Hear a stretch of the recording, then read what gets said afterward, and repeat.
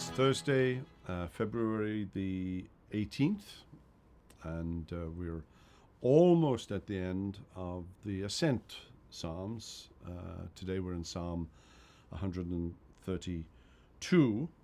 And this is a psalm, it's a much longer psalm than most of the Ascent Psalms, and it has 18 verses. And there's just one theme. This is a psalm that is entirely about David, and David as king. And that passage in 2 Samuel 7 is the background to this psalm, where where God makes a covenant with David. God makes a covenant with Adam, with Noah, with Abraham, with Moses, but he also makes a covenant with David. And the sign and seal of that covenant was the throne.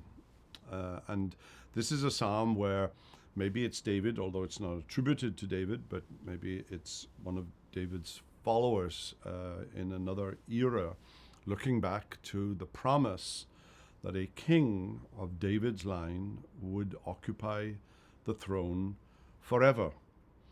And of course, that didn't happen, and in another sense, it did, because at the heart of that Davidic covenant was not simply a promise of an earthly king, but the King of Kings and Lord of Lords, Jesus, great David's greater son. So the psalm begins with a word, remember, a verb, remember.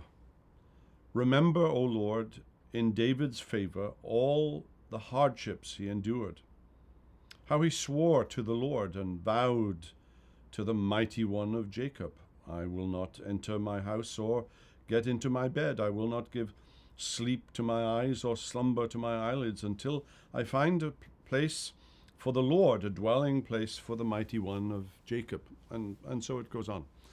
You remember the story that David wanted to build a house for God. And Nathan, it was Nathan, his advisor, correct? Yes.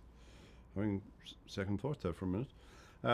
But Nathan, his advisor, was in favor, and then he kind of changed his mind about it. And as you know, David's wish was not granted him.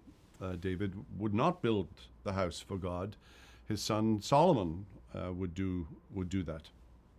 But in the original narrative, there's a little play on the word house. Because we also, in a sense, use the term not only to mean the dwelling, the bricks and mortar that we live in, but what house do you come from, meaning lineage.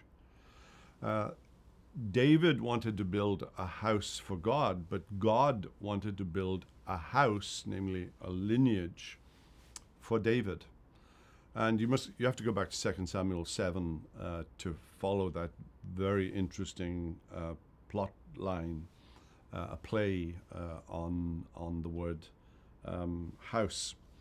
And so maybe this psalm is written in a time of spiritual decline, when it looked as though the promises of God were in abeyance, and now he's calling upon the Lord to remember that covenant that you made with David, that someone would occupy that throne forever.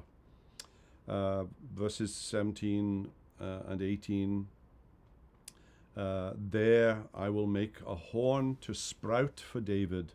I have prepared a lamp for my anointed. His enemies I will clothe with shame, but on him his crown will shine. And ultimately, I think this psalm doesn't find its fulfillment until Jesus comes. There's a wonderful little play on the word saints in verse 9. Let your priests be clothed with righteousness, and let your saints shout for joy. Who are the saints? And in the Hebrew, the word saints is the adjective of that very well-known word, chesed, loving kindness. Saints are those upon whom God has shown loving kindness. They are the loving kindness shown people. We just call them saints. Those who have tasted and seen that the Lord is good. Well, have a wonderful day. We hope you've enjoyed this video. If you have, and you want to make sure you get all of our content, not just videos, but podcasts and ministry updates, make sure you download our app. If you think you might have missed a video, click on our YouTube channel. A link should be down below. There you can see all of our videos, and if you want to make sure you don't miss anything in the future, hit subscribe. If you want to be one of the first ones to know when we release a video, hit that little bell icon. And if this video has blessed you, and you can think of someone else that it might help, use that share icon and send it to them. All, of course, for the edification of God's people and the glory of His name. Until next time, God bless.